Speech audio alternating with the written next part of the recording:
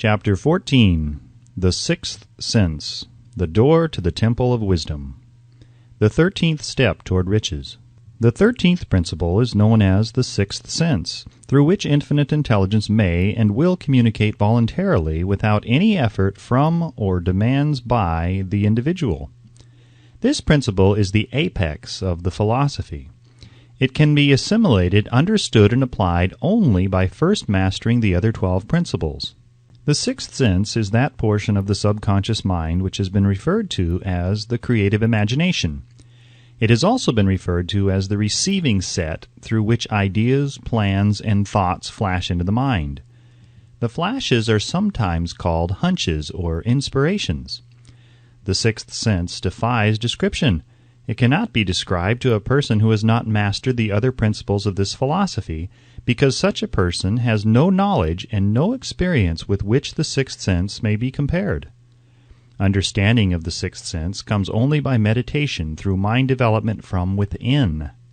The sixth sense probably is the medium of contact between the finite mind of man and infinite intelligence, and for this reason it is a mixture of both the mental and the spiritual. It is believed to be the point at which the mind of man contacts the universal mind. After you have mastered the principles described in this book, you will be prepared to accept as truth a statement which may, otherwise, be incredible to you, namely, through the aid of the sixth sense, you will be warned of impending dangers in time to avoid them, and notified of opportunities in time to embrace them. There comes to your aid, and to do your bidding, with the development of the sixth sense, a guardian angel, who will open to you at all times the door to the temple of wisdom. Whether or not this is a statement of truth, you will never know except by following the instructions described in the pages of this book, or some similar method of procedure. The author is not a believer in, nor an advocate of miracles, for the reason that he has enough knowledge of nature to understand that nature never deviates from her established laws. Some of her laws are so incomprehensible that they produce what appear to be miracles. The sixth sense comes as near to being a miracle as anything I have ever experienced, and it appears so only because I do not understand the method by which this principle is operated. This much the author does know, that there is a power, or a first cause, or an intelligence which permeates every atom of matter and embraces every unit of energy perceptible to man, that this infinite intelligence converts acorns into oak trees, causes water to flow downhill in response to the law of gravity, follows night with day and winter with summer, each maintaining its proper place in relationship to the other. This intelligence may, through the principles of this philosophy, be induced to aid in transmuting desires into concrete or material form. The author has this knowledge because he has experimented with it and has experienced it. Step by step, through the preceding chapters, you have been led to this, the last principle. If you have mastered each of the preceding principles, you are now prepared to accept, without being skeptical, the stupendous claims made here. If you have not mastered the other principles, you must do so before you may determine definitely whether or not the claims made in this chapter are fact or fiction. While I was passing through the age of hero worship, I found myself trying to imitate those whom I most admired.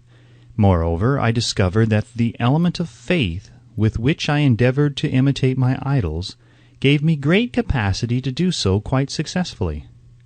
I have never entirely divested myself of this habit of hero worship, although I have passed the age commonly given over to such. My experience has taught me that the next best thing to being truly great is to emulate the great by feeling and action as nearly as possible. Long before I had ever written a line for publication or endeavored to deliver a speech in public, I followed the habit of reshaping my own character by trying to imitate the 9 men whose lives and life works had been most impressive to me. These 9 men were Emerson, Paine, Edison, Darwin, Lincoln, Burbank, Napoleon, Ford, and Carnegie. Every night over a long period of years I held an imaginary council meeting with this group whom I called my invisible counselors. The procedure was this. Just before going to sleep at night, I would shut my eyes and see in my imagination this group of men seated with me around my council table. Here I had not only an opportunity to sit among those whom I considered to be great, but I actually dominated the group by serving as the chairman. I had a very definite purpose in indulging my imagination through these nightly meetings. My purpose was to rebuild my own character so it would represent a composite of the characters of my imaginary counselors.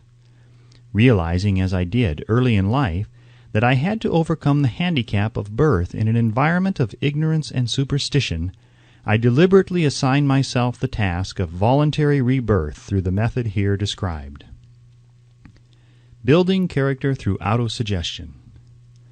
Being an earnest student of psychology, I knew, of course, that all men have become what they are because of their dominating thoughts and desires.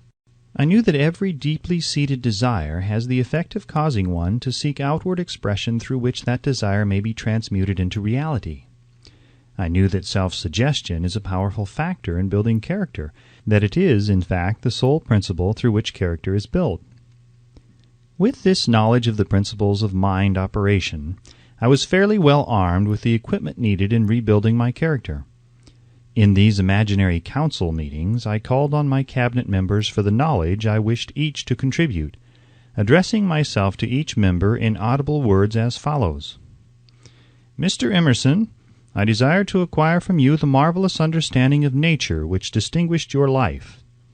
I ask that you make an impress upon my subconscious mind of whatever qualities you possessed which enabled you to understand and adapt yourself to the laws of nature. I ask that you assist me in reaching and drawing upon whatever sources of knowledge are available to this end. Mr. Burbank, I request that you pass on to me the knowledge which enabled you to so harmonize the laws of nature that you caused the cactus to shed its thorns and become an edible food. Give me access to the knowledge which enabled you to make 2 blades of grass grow where but 1 grew before, and helped you to blend the coloring of the flowers with more splendor and harmony, for you alone have successfully gilded the lily.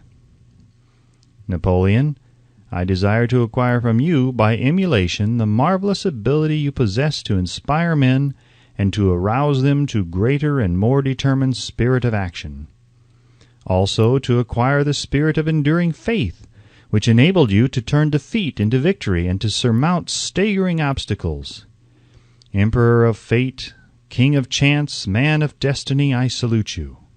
Mr. Payne, I desire to acquire from you the freedom of thought and the courage and clarity with which to express convictions which so distinguished you. Mr. Darwin, I wish to acquire from you the marvelous patience and ability to study cause and effect, without bias or prejudice, so exemplified by you in the field of natural science. Mr. Lincoln, I desire to build in my own character the keen sense of justice, the untiring spirit of patience, the sense of humor, the human understanding, and the tolerance which were your distinguishing characteristics. Mr. Carnegie, I am already indebted to you for my choice of life work, which has brought me great happiness and peace of mind. I wish to acquire a thorough understanding of the principles of organized effort, which you used so effectively in the building of a great industrial enterprise. Mr. Ford, you have been among the most helpful of the men who have supplied much of the material essential to my work.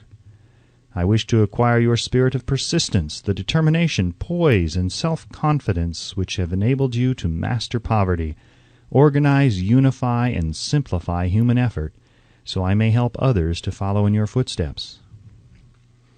Mr. Edison, I have seated you nearest to me at my right, because of the personal cooperation you have given me during my research into the causes of success and failure. I wish to acquire from you the marvelous spirit of faith, with which you have uncovered so many of nature's secrets, the spirit of unremitting toil with which you have so often wrested victory from defeat. My method of addressing the members of the imaginary cabinet would vary according to the traits of character in which I was, for the moment, most interested in acquiring. I studied the records of their lives with painstaking care.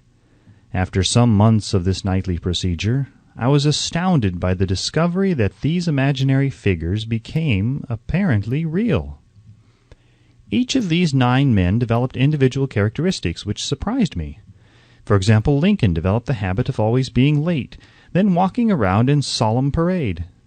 When he came, he walked very slowly with his hands clasped behind him, and once in a while he would stop as he passed and rest his hand momentarily upon my shoulder. He always wore an expression of seriousness upon his face. Rarely did I see him smile. The cares of a sundered nation made him grave. That was not true of the others. Burbank and Payne often indulged in witty repartee, which seemed at times to shock the other members of the cabinet. One night Payne suggested that I prepare a lecture on the Age of Reason, and deliver it from the pulpit of a church which I formerly attended. Many around the table laughed heartily at the suggestion. Not Napoleon. He drew his mouth down at the corners and groaned so loudly that all turned and looked at him with amazement. To him the church was but a pawn of the state, not to be reformed, but to be used as a convenient inciter to mass activity by the people. On one occasion Burbank was late.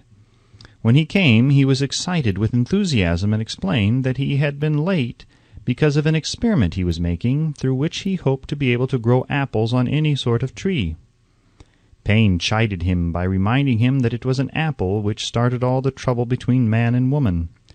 Darwin chuckled heartily as he suggested that Payne should watch out for little serpents when he went into the forest to gather apples, as they had the habit of growing into big snakes.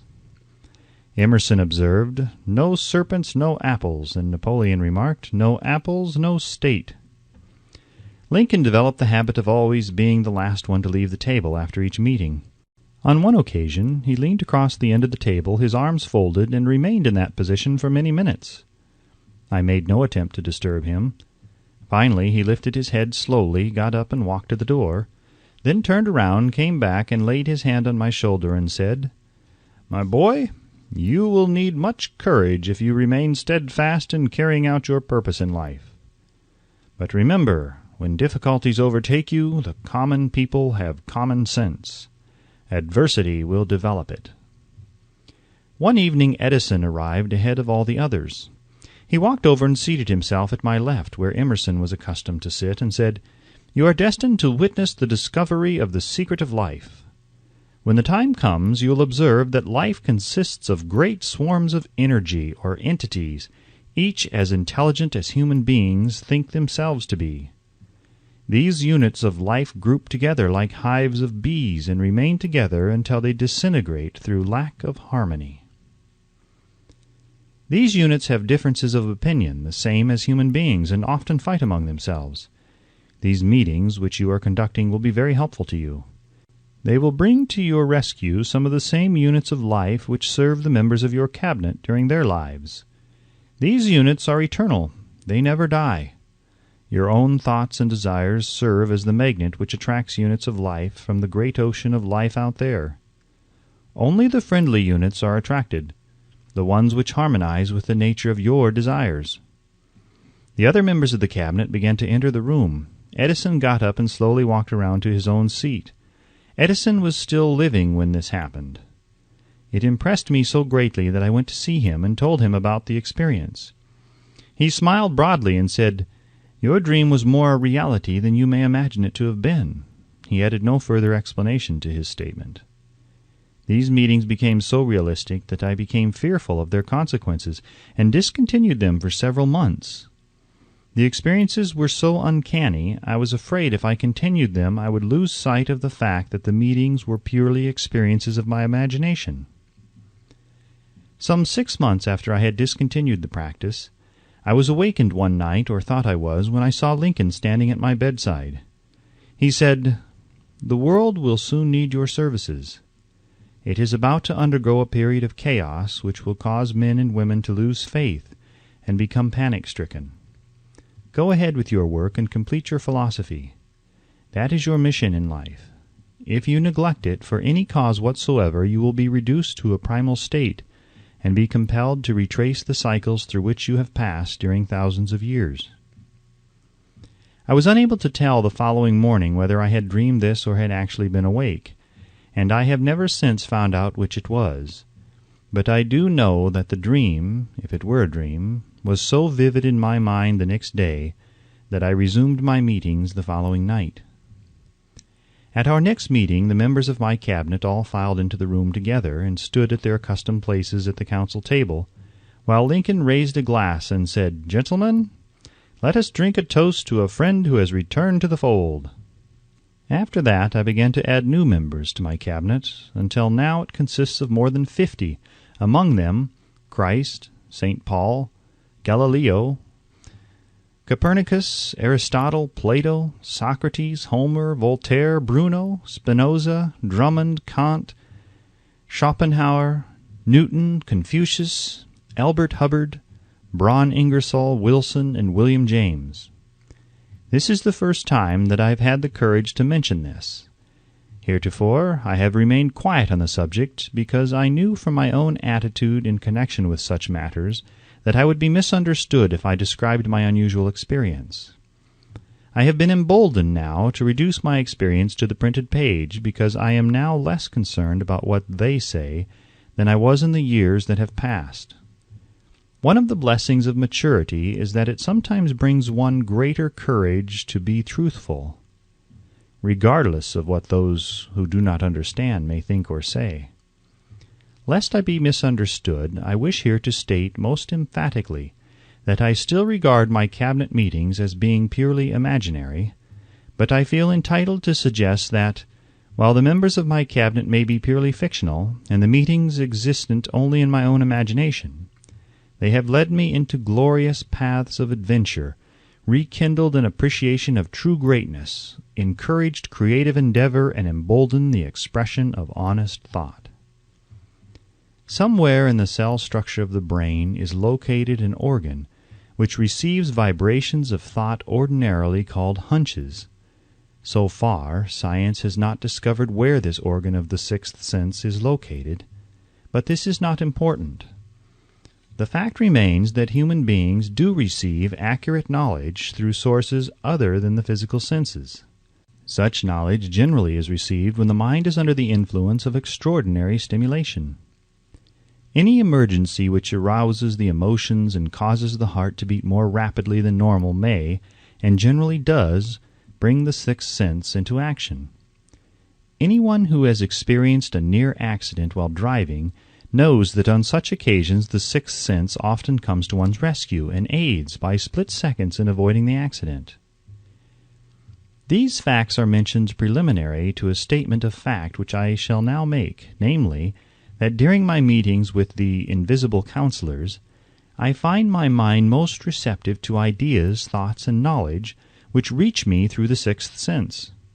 I can truthfully say that I owe entirely to my invisible counselors full credit for such ideas, facts, or knowledge as I received through inspiration. On scores of occasions when I have faced emergencies, some of them so grave that my life was in jeopardy, I have been miraculously guided past these difficulties through the influence of my invisible counselors. My original purpose in conducting council meetings with imaginary beings was solely that of impressing my own subconscious mind, through the principle of autosuggestion, with certain characteristics which I desired to acquire. In more recent years, my experimentation has taken on an entirely different trend. I now go to my imaginary counselors with every difficult problem which confronts me and my clients. The results are often astonishing, although I do not depend entirely on this form of counsel. You, of course, have recognized that this chapter covers a subject with which a majority of people are not familiar. The sixth sense is a subject that will be of great interest and benefit to the person whose aim is to accumulate vast wealth, but it need not claim the attention of those whose desires are more modest. Henry Ford undoubtedly understands and makes practical use of the sixth sense. His vast business and financial operations make it necessary for him to understand and use this principle. The late Thomas A. Edison understood and used the sixth sense in connection with the development of inventions, especially those involving basic patents, in connection with which he had no human experience and no accumulated knowledge to guide him, as was the case while he was working on the talking machine and the moving picture machine. Nearly all great leaders, such as Napoleon, Bismarck, Joan of Arc, Christ, Buddha, Confucius, and Muhammad, understood and probably made use of the sixth sense almost continuously. The major portion of their greatness consisted of their knowledge of this principle. The sixth sense is not something that one can take off and put on at will. Ability to use this great power comes slowly through application of the other principles outlined in this book. Seldom does any individual come into workable knowledge of the sixth sense before the age of 40. More often, the knowledge is not available until one is well past 50, and this for the reason that the spiritual forces with which the sixth sense is so closely related do not mature and become usable except through years of meditation, self-examination, and serious thought. No matter who you are or what may have been your purpose in reading this book, you can profit by it without understanding the principle described in this chapter. This is especially true if your major purpose is that of accumulation of money or other material things. The chapter on the sixth sense was included because the book is designed for the purpose of presenting a complete philosophy by which individuals may unerringly guide themselves in attaining whatever they ask of life. The starting point of all achievement is desire.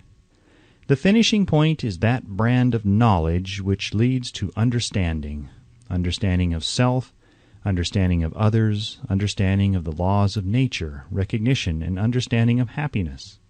This sort of understanding comes in its fullness only through familiarity with and use of the principle of the sixth sense. Hence that principle had to be included as part of this philosophy, for the benefit of those who demand more than money. Having read the chapter, you must have observed that while reading it, you were lifted to a high level of mental stimulation. Splendid! Come back to this again a month from now, read it once more, and observe that your mind will soar to a still higher level of stimulation. Repeat this experience from time to time, giving no concern as to how much or how little you learn at the time, and eventually you will find yourself in possession of a power that will enable you to throw off discouragement, master fear, overcome procrastination, and draw freely upon your imagination. Then you will have felt the touch of that unknown something which has been the moving spirit of every truly great thinker, leader, artist, musician, writer, statesman. Then you will be in position to transmute your desires into their physical or financial counterpart as easily as you may lie down and quit at the first sign of opposition. Faith versus fear. Previous chapters have described how to develop faith through autosuggestion, desire, and the subconscious. The next chapter presents detailed instructions for the mastery of fear. Here will be found a full description of the 6 fears which are the cause of all discouragement, timidity, procrastination, indifference, indecision, and the lack of ambition, self-reliance, initiative, self-control, and enthusiasm. Search yourself carefully as you study these 6 enemies, as they may exist only in your subconscious mind, where their presence will be hard to detect. Remember, too, as you analyze the 6 ghosts of fear, that they are nothing but ghosts because they exist only in one's mind. Remember also that ghosts, creations of uncontrolled imagination, have caused most of the damage people have done to their own minds. Therefore, the ghosts can be as dangerous as if they lived and walked on the earth in physical bodies. The ghost of fear of poverty, which seized the minds of millions of people in 1929, was so real that it caused the worst business depression this country has ever known. Moreover, this particular ghost still frightens some of us out of our wits.